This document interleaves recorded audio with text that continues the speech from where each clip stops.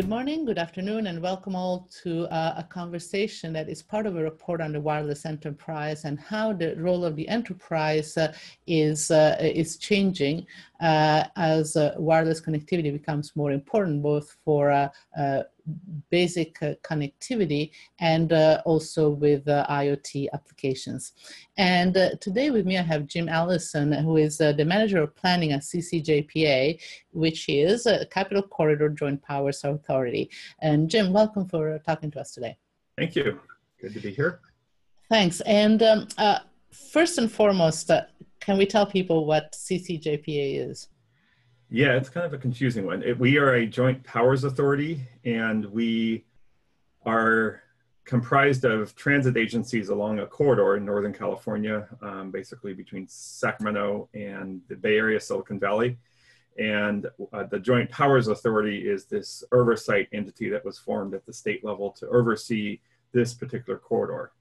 So that's, and it gets more complicated than that, but we are kind of an oversight entity looking over the intercity train service that's on the corridor. Mm-hmm.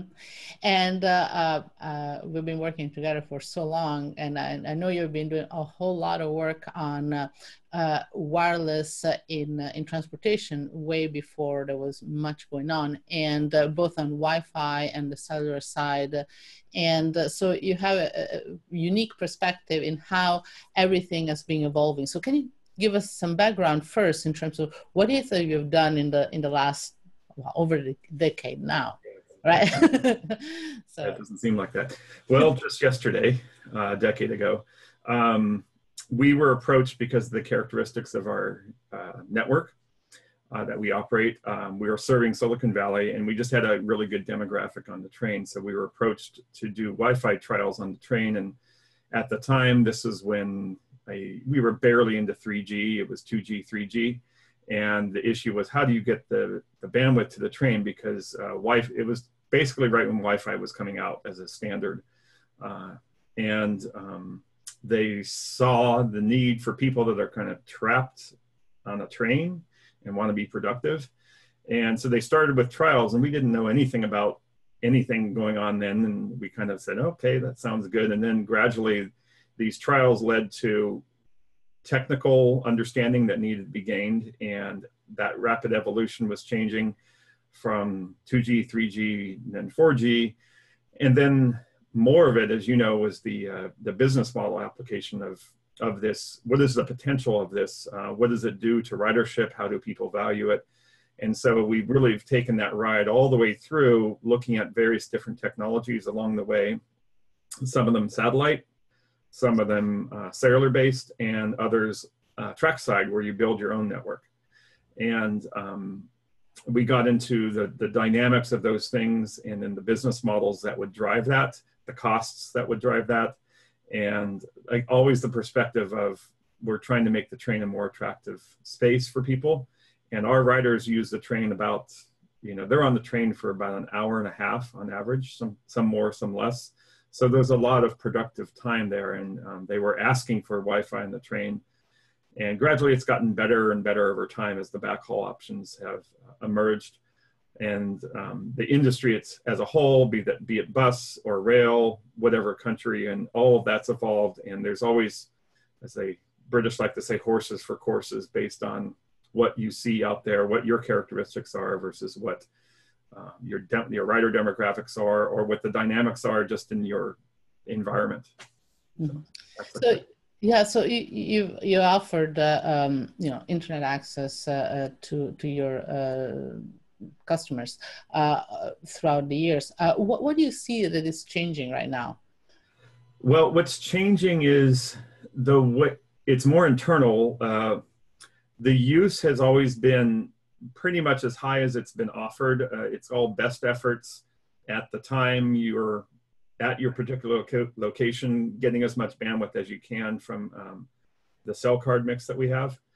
The things that we're seeing are people moderating their usage, or we're working with the system to moderate their usage. And we had graphs where, like, you'd get a very small 5% of the people would be using 80% of the bandwidth, and whether it be a VPN tunnel or something like that.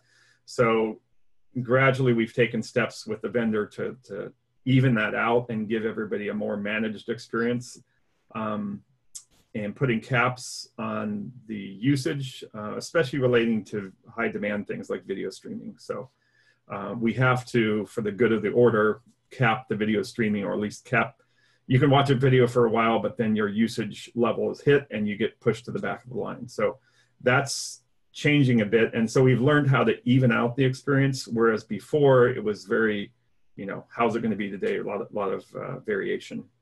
So that's one of the biggest things we've been seeing.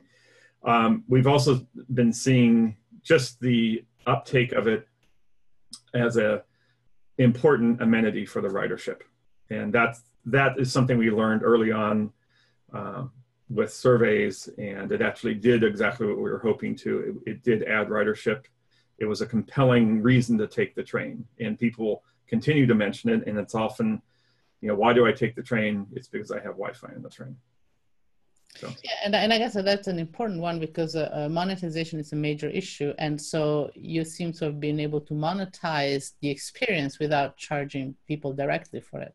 Correct. Yep. As you know, we worked on this before. We looked at different models about what do you do? Should you charge people for this experience or not? And how do you gain your revenues? Well, we're in the situation where we sell tickets. So that's how we're getting our revenue. We just needed to offset the cost and the ongoing operational costs, the capital and the operating costs. In a theoretical sense, this isn't how transit agencies actually operate, but on paper, at least, the capital was recovered over time because we got more riders, and certainly the operational cost is recovered each year, presuming we keep and retain those riderships, meaning those tickets that get paid. So yeah. That's, we're above water with that. And now any other applications we build on top of that to reduce costs or provide different experiences on the train, that's kind of gravy in terms of that. But then those applications themselves have costs. So we're kind of at that transition of using the network for other purposes right now. Yeah, and that's something that I wanted to talk about, because you have a network. It's a very powerful asset that allows you to run other applications on top. Can you tell us about what is that you're doing and how you're going about setting them up? Well, the one that we're working on right now is called Onboard Information System, or Obus, and it's a mandate from the federal government to provide equal access for disability impaired folks, so ADA rules. And that's the Obus project will do automated audio announcements and video announcements on screens, and it's all using the backhaul of the communications. So it's all real time, and it's meant to tie in with the back office systems that are monitoring the GPS location of the train and doing predictive arrival calculations. And so it's tied into that back office.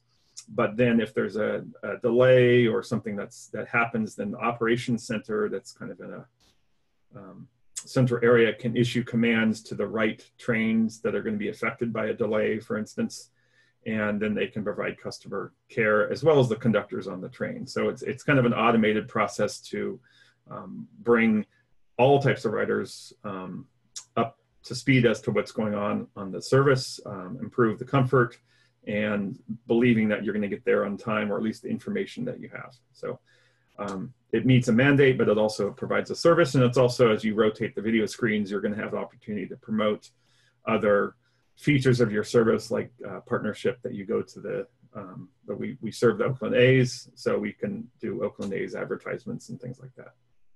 Are you working also on applications that are internal to your operations that are not necessarily tied to the ridership? Yes, we're on the very early stages of that. There's a huge long list of things that can be done operationally, such as check, a lot of it's with performance monitoring of your systems, your air conditioning systems. You can monitor your food stock so that, and you can monitor other parts that might be going bad and change your maintenance practices. And by getting access to that data, you also have to affect a change in your operations themselves. And trains are not known as an industry that is right on top of the leading edge. So those are a big cultural challenge to deal with. So it's a matter of matching the technology change with the cultural change. And we're just at that start, at least in our agency, of starting to look at condition-based maintenance. And that's done via sensors that are on the train that are, that data is carried by that network. So in that case, you have different issues. You have a technology issue, make sure you have a solution that works. It's a cost issue, and it's a cultural issue. Yes. What do you think it's the most, the fact that it slows you down more? Cultural. No question, it's the cultural that getting through the change with the personnel is the most difficult thing. There is a challenge of getting the money to do the work. And getting it scoped out correctly, but it's cultural even to get to that point. So you have to kind of introduce the idea, kind of get a business model together, and then approach it in the right way with the right champions that can kind of lead it through. So cultural is the hardest one in all cases. But if you have a good business model, then you're good to go. So is it the employees that feel threatened, or management? I'm not talking about in general what you see, because this comes up all the time, that the cultural parts are the ones that are more difficult to address, and they're sometimes specific of different companies, but there's a lot of commonality as well. What is the cultural limitations, right? You have something that works better, so why shouldn't everybody embracing it? Well, if not everybody understands the proposition, there's resistance to it, and it works right now. Something works right now, or you have to show that something's broken, and gradually, well, is it worth changing that? Or what does that show us? Or how are we going to change our entire management practice of maintaining the train? Right now, it's done a lot of times according to a schedule. And if you're replacing items that are still otherwise good, you're just replacing them according to a schedule. If you have sensors on certain items that say, hey, this is fine, and you don't need to change it, that is a complicated thing to answer to the technology that says, now you go and change it. Mm-hmm. And it changes your work rules, your union rules, your staffing, all those kind of things. And it's just getting the expertise there to use data in a critical analysis way and pick the right actions at the time. So, there's train operators around the world that are further along on this. And really what we have to do, what I'm going to be needing to do here is reach out to them to learn how they went about it within their culture, mm-hmm. and then bring that back and try to apply it in sort of a customized way here. Yeah. So that's for the internal stuff, but for the sort of external one, you're dealing with a very difficult environment on a train, because everybody is bored and they want to get connected and do video and everything they can possibly do. But at the same time, you're very limited because your backhaul is through cellular, and that's clearly a bottleneck for you. How is that changing, and how can you manage that? Well, we have had tough times managing that. It's being responded to in different ways. We have a situation where we don't own our tracks. We're on a hosted on a freight railroad, so we can't look at a technology solution that involves a trackside network, whereas other operators around the world have that situation, and they are pursuing that. Some of them successfully, some of them not. There was just in the news this week that MBTA, due to neighbor concerns, shot down the idea of putting a trackside network because of the extra towers and things like that. They didn't like that. In other cases, that's not happening. So you have to work in the environment that you're given. And if you're not having that opposition, some of the trackside networks actually are extremely impressive.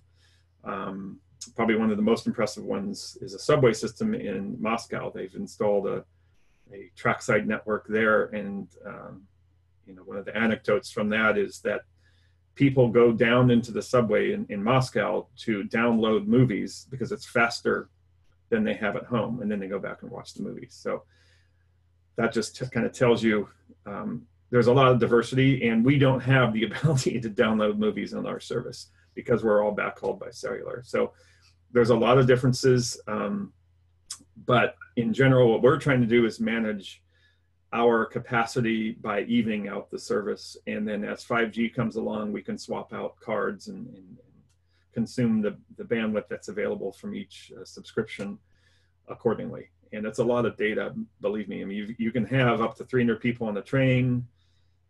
If 2/3 or even half of those people are connected, that's a lot of demand, even capped. So it's a tough thing to manage. Yeah, well, and especially because it's free, everybody has their own Wi-Fi devices, and it's a natural thing to do when you're on a train. That's, you know, the first thing you try is Wi-Fi working, right? Yeah.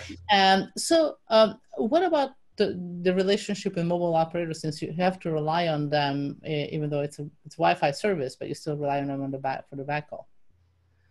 Well, our relationship with mobile operators is very interesting. It's not direct. We work through our service provider, which is Amtrak, and they have a relationship with the mobile operators, but it's not a very strong one because they're generally just buying modems, and modems that have a plan, and they aggregate those modems together to provide the bandwidth on the various systems they have. There hasn't been a lot of collaboration in my direct area or with the Amtrak about working to put like small cells on trains, even though that opportunity is just sitting there. The voice quality and the data quality all along the route and the way it's managed right now isn't an area that's getting a lot of attention. I think some of the rail operators understand it's there, and some of the cell operators are starting to look at it, but it hasn't come to fruition yet, at least in the United States. I think that's a little different elsewhere, where there's more robust relationships between train operators and cell providers in the country. And of course, sometimes in those situations, government policy kind of brings entities together a little more. So, and we don't have that here in the United States quite yet. Yeah, and I guess it is less in a way of the use of the train as a transportation. It's less common than, say, in England or other European countries or Asia. Yeah, definitely. So, you know, in Europe, the rail route, it's a crucial for coverage for an operator, which in the US probably it's not the same. Is that? Yeah, that's definitely the case. The rail in transit in general in Europe and Asia is much more built into the social fabric of how you get around and pursue your daily life. So it's more of a lifestyle choice. That's slowly changing here in the United States. I think the millennials that we all hear about are looking to be a little more urbanized, and you know, the need to, because the highways aren't getting any wider. So there is a movement towards more long distance transit travel. Short distance transit travel is not doing as well, but that's not really as much the market for Wi-Fi, because you're not on it, you know, hopefully long enough. You're moving around in your city with the local transit. But there is definitely a difference between you know, the different countries and cultures that have adopted rail and the way it works together with the cell operator and the government involvement too. Yeah. Now, so if we just look at sort of in general, you know, we have a train operator and mobile operators on the other side. How do you see the relationship between them changing? Because obviously you provide a service that it could be seen as an offload for a mobile operator if you provide it, or you have an opportunity to put small cells for them so that they can provide a better service to their customer. So you know, as I say, in general, how do you see this relationship evolving? Well, I think it needs a start. There isn't much relationship right now to undertake those initiatives. I think there can be, and I think when we start looking at transit entities that own their right-of-way, they're going to have the opportunity to utilize the asset that they have as the right-of-way to possibly work in partnership with the cell provider to put base stations, and there's usually fiber in right-of-ways. So there's an opportunity to kind of work with the transit agency to not only use the right-of-way to point away from the tracks, but also to point to the tracks, depending on where you have your equipment mounted and what the purpose of it is. I know that's happening in some of the larger urbanized kind of subway systems, that asset of the physical asset, and then the asset of having actually the same customer as a cell provider has, they're being transported and they're using data. There's a unique synergy there. And in the larger transit systems, that is being realized. There is a much greater partnership, and I'm thinking of New York and Toronto in those examples, and certainly in the Moscow situation. And there's really a relationship, with all the larger subway operators, but on intercity rail, it's not quite as strong. So that's where the Wi-Fi piece comes in. And some of the entities, because they have the right of way, are looking at trackside networks where they essentially build the network, and then the mast is up, the power is there, and the fiber is backhauling it. And that asset of putting up the mast can be realized by other kind of operators pointing to neighborhoods that are, close to the rail. So there's a great degree of variation there. Do you see the mobile operators getting directly involved in building their own infrastructure if they have access to trackside, or do you think that they prefer to have sort of a neutral host type of model like you were describing, where some other company is building the infrastructure and then the operators use it? It's typically a neutral host model. I'm not aware of, there have been little forays where one cellular operator tries to get in and do something, but these days the transit operators are pretty savvy to the asset that they have, and they go through a neutral host model so that they can mutually touch most of their customers and not they can't leave one winner, incumbent there. So it has to be an equals share. And I think the mobile operators understand that that's the better way to work anyway. They can compete in other areas, not just on did they get access to transit agency A's property, and then now they have exclusive rights. And that's been tried with different situations. Long Island Railroad was working with a cable company, and it's a great way to maybe drive people to that cable company, but then you're stuck with kind of that relationship. So it's something that transit operators need to look at very seriously, and understand their own assets so that they can relate to the market that's out there, or the market potential that they can see, and also that the cellular operators can see. Yeah. And you're right. And because internet access is so important, wireless access, that you cannot just have it specific to one operator. Only one operator has access, because then your ridership is going to complain. Yeah. So obviously that's now let's look a little bit at the future. 5G is coming. How is that going to change the transport system?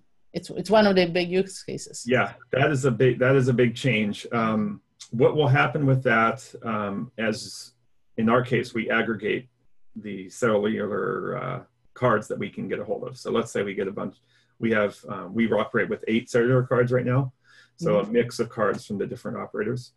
We'll have quite a bit more bandwidth. And in concept, we would be able to raise our data caps, and you'd actually be able to do more video streaming. And that's going to change a lot of how we can relate to the customer. And the other option, though, is with 5G, they might start using their own 5G card themselves, even though they're inside a metal box traveling along and getting a lot of handoffs along the way. They may be having a better experience than with 4G. It kind of remains to be seen, but I think that we can probably stick to our business model, because then if you're using our network, you're not using some of your data. So that's why it's more attractive to have that kind of feature on the train. But 5G's gonna kind of change the balance point. We'll have to find that balance point of usage, data caps, and managing the network for an even user experience.